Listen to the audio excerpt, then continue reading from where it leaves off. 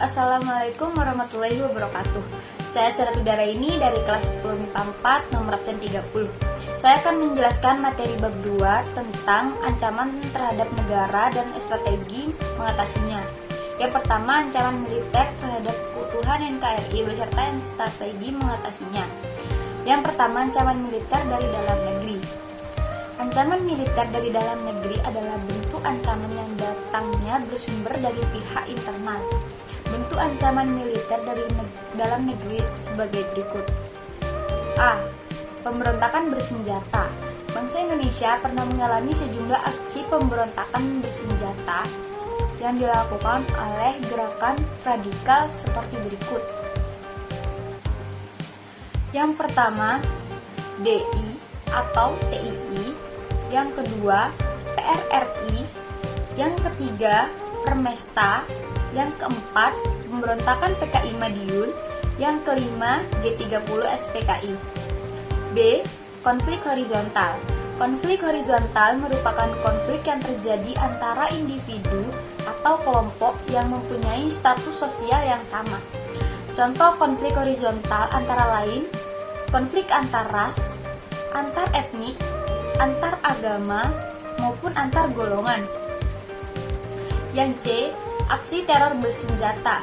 Aksi teror bersenjata atau terorisme merupakan bentuk kegiatan terorisme yang mengancam keselamatan bangsa dengan menebarkan rasa ketakutan yang mendalam serta menimbulkan korban.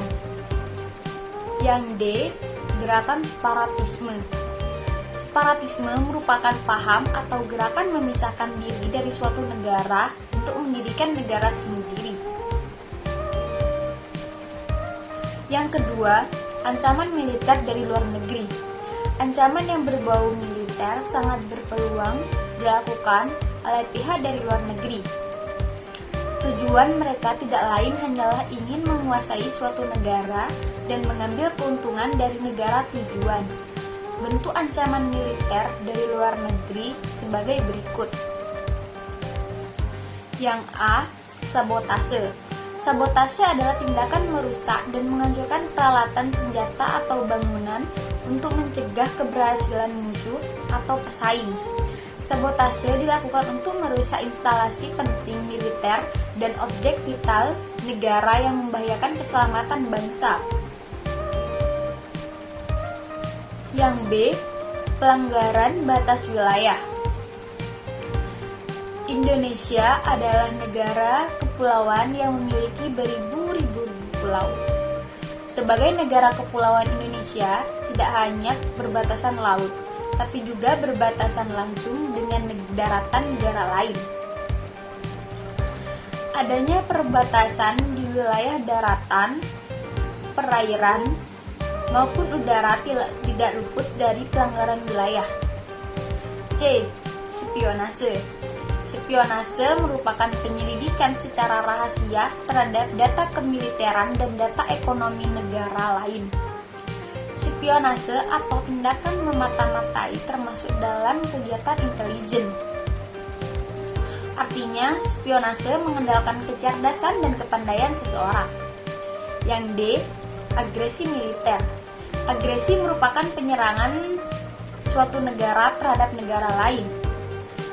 Pada 21 Juli 1947, Belanda melakukan agresi militer 1. Agresi tersebut dilakukan atas dasar keinginan Belanda menguasai sumber daya alam di Pulau Sumatera dan Jawa. Lalu Belanda kembali melakukan agresi militer kedua pada 19 Desember 1948. Agresi tersebut bertujuan menghancurkan status Republik Indonesia sebagai kesatuan negara, menguasai ibu kota sementara Indonesia yang saat itu berada di Yogyakarta. Yang ketiga, strategi mengatasi ancaman militer. Ancaman militer mendapat perhatian utama karena berakibat langsung terhadap kedaulatan negara, keutuhan wilayah, dan keselamatan bangsa. Strategi pertahanan dalam menghadapi ancaman militer disesuaikan dengan sumber, bentuk, dan besarnya ancaman aktual yang mengancam Indonesia. Strategi tersebut dapat dilakukan melalui upaya preventif maupun represif. Yang pertama, upaya preventif. Upaya preventif dalam mengatasi ancaman militer dari dalam negeri dapat dilakukan dengan cara seperti ini. Yang pertama, menjadikan Pancasila sebagai pedoman dan petunjuk dalam kehidupan sehari-hari. Yang kedua, memperkuat kecintaan terhadap tanah air sehingga enggan melakukan tindakan yang mengancam keutuhan NKRI. Yang ketiga, mengembangkan sikap toleransi dalam keberagaman agar tidak terjadi konflik horizontal di lingkungan masyarakat. Lalu, upaya represif. Upaya represif merupakan langkah penindakan atas terjadinya ancaman militer yang membahayakan keutuhan NKRI. Upaya represif dapat dilakukan, yaitu memproses pelaku pengancam sesuai peraturan perundang-undangan yang berlaku.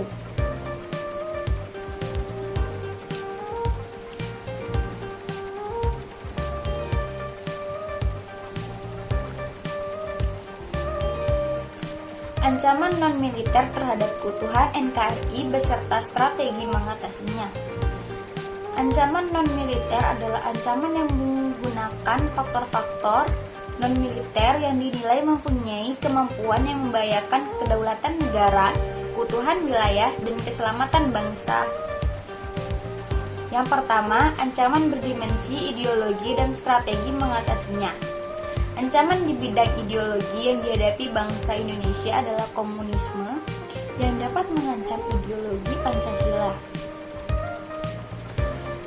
Komunisme adalah paham yang hendak menghapuskan hak milik perseorangan dan menggantikannya dengan hak milik bersama dengan dikontrol oleh negara.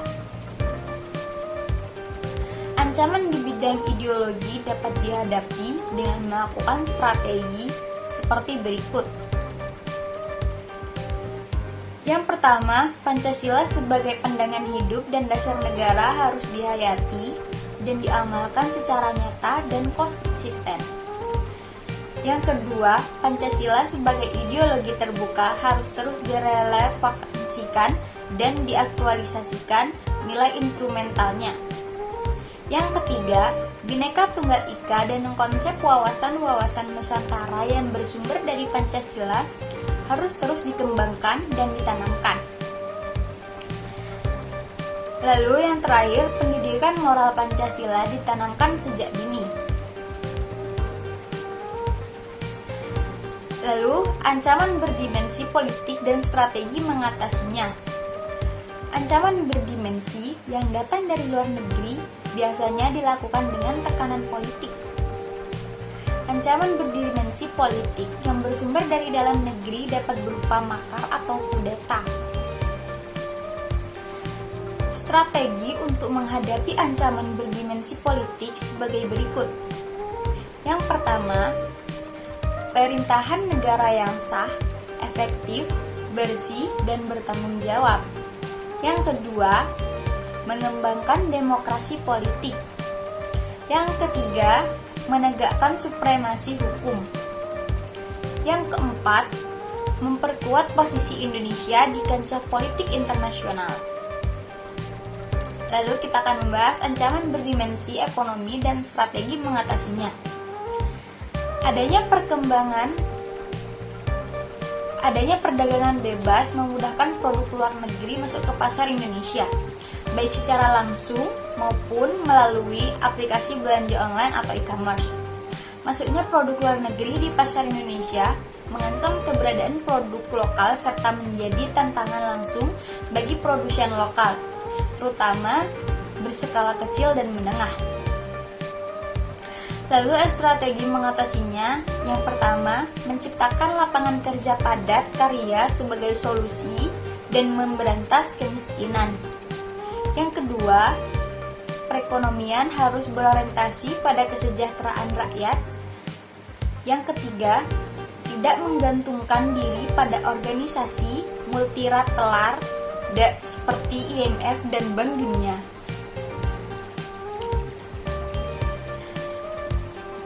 Ancaman berdimensi sosial budaya dan strategi mengatasinya. Ancaman berdimensi sosial budaya yang datang dari dalam negeri yaitu persoalan kemiskinan, kebodohan, keterbelakangan, dan ketidakadilan. Permasalahan tersebut memicu timbulnya kasus separatisme, terorisme, kekerasan, dan bencana akibat perbuatan manusia. Strategi mengatasinya yang pertama, melestarikan budaya bangsa sendiri dan tidak melupakan jati diri bangsa. Yang kedua, meningkatkan patriotisme. Yang ketiga, memberantas peredaran obat-obat terlarang. Yang kelima, ancaman berdimensi teknologi dan informasi serta strategi mengatasinya. Munculnya teknologi seperti komputer, telepon pintar, internet, dan tumbuhnya revolusi industri merupakan contoh nyata dari kemajuan tersebut. Kemajuan teknologi seperti disalahgunakan oleh pihak yang tidak bertanggung jawab, seperti kejahatan skimming.